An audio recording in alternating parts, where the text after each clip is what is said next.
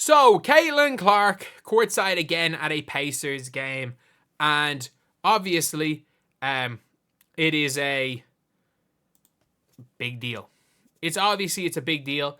And I think, for me anyway, I think it's a huge deal when these WNBA players have become A-list celebrities. And this is not just a Caitlin Clark thing.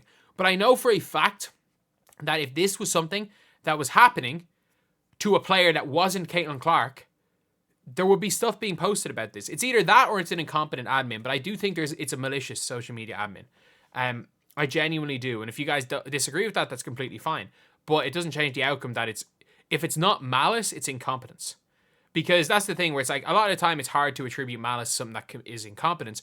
But we've seen at times this year enough anti-Caitlin Clark stuff that I do think it could well be malice. Again, it could just be incompetence. That doesn't make it any better on the WNBA's part, but it could be incompetence. If you guys agree or disagree, subscribe. We're trying to hit 38.8k by the end of the day. We're only 5 off. We're trying to hit 40k by Christmas. So, if you guys did not see, so the Indiana Fever have had a pretty good social media admin team.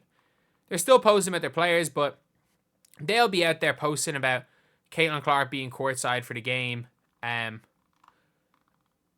They're there they're tweeting about Caitlin Clark celebrating Tyrese Halliburton pulling up for 3, like one of their players. When Kelsey Mitchell was in the building, they were hyping up Kelsey Mitchell when she was at a Pacers game. So they were doing all of that.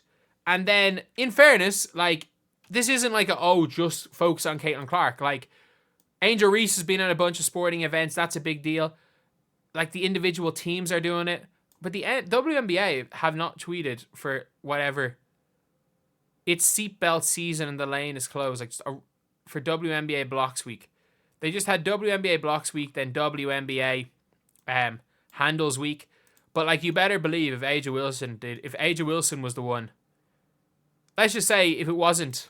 By the way, I don't think they really want to hype up Angel Reese either. Yeah, by the way. Like, a lot of people think that it's like, it's all, they just want to not, like, disrespect Caitlin. I actually don't think they want to hype up Angel Reese.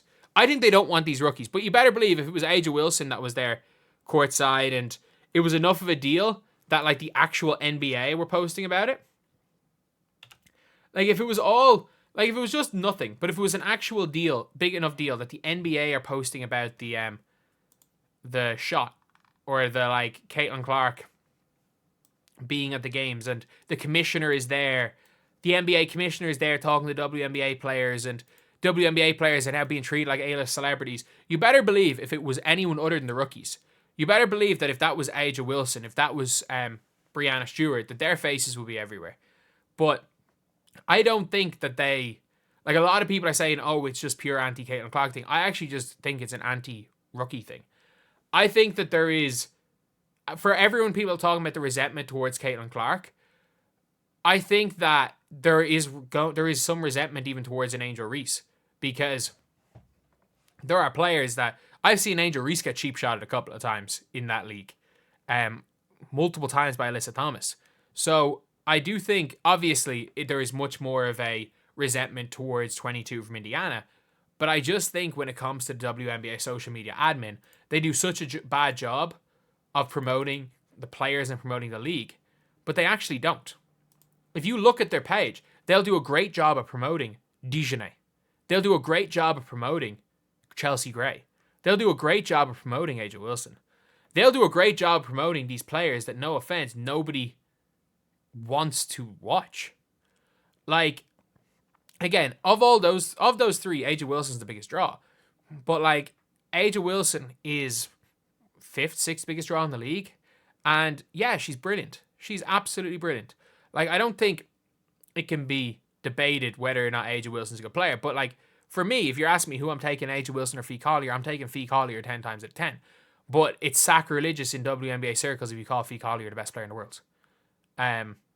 Fee Collier is the best player in the world, by the way. Stewie did not have a good season last year. She didn't.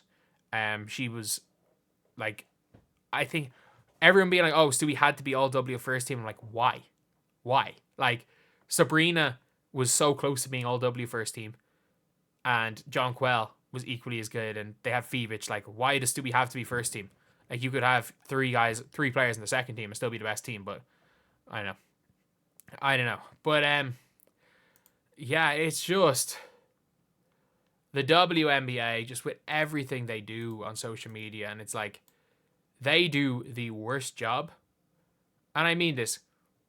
They do the single worst job of promoting their players of any sports league. It's like the WNBA actively doesn't want to succeed.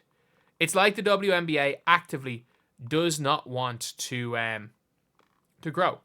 And when I say it's like, I think it, lads, I'm just saying, do you guys think that the WNBA wants to grow? And I mean that. Do you guys think that it wants to grow? That's an actual question. Because I think that the commissioner wants it to grow. I think the owners wanted to grow. I think the GMs wanted to grow. I think the WNBA employees and the people that they employed, like, as far as we're aware, the social media team could literally be one guy. Their Instagram, their Facebook, or one person. And if that one person doesn't like said player doesn't get promoted at all. And I think that we've seen it when it comes to the WNBA, previously employed WNBA media, the people that have already been there.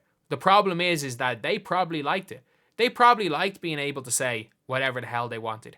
Heck, like, we've got, again, the woman who called Caitlin Clark an SS, with the first word being school and the second word being what Caitlin Clark's what a player of Caitlin Clark's ability to pull from 3 points has been called. You can put two and two together. You're seeing them showing up a media credential to WNBA games, where you never see something like that in the NBA. And that's the thing, where it's like, I think when it comes to the WNBA media internally, whether it be social media, whether it be a lot of the media, you're seeing it now more so than anything with the main process of the media coming in and what they're doing. And even if there's like not great things about it, they're at least a lot of the time focusing on, not only sometimes focusing on the basketball, focusing on what people want to watch and listen to. Either way, though, it's a mad situation, and the WNBA is growing despite the WNBA media and social media doing the best job they can of making sure that it doesn't. So anyway, yeah, it's not just entirely Caitlin Clark as well. They should be promoting the players, all the players. Not all the players equally, because that's dumb, but they should just be doing a better job promoting the players, especially players people care about, like a Clark, like a Reese, like a Brink, and not just trying to ignore them all so that they can scream point God. That's the reality of it.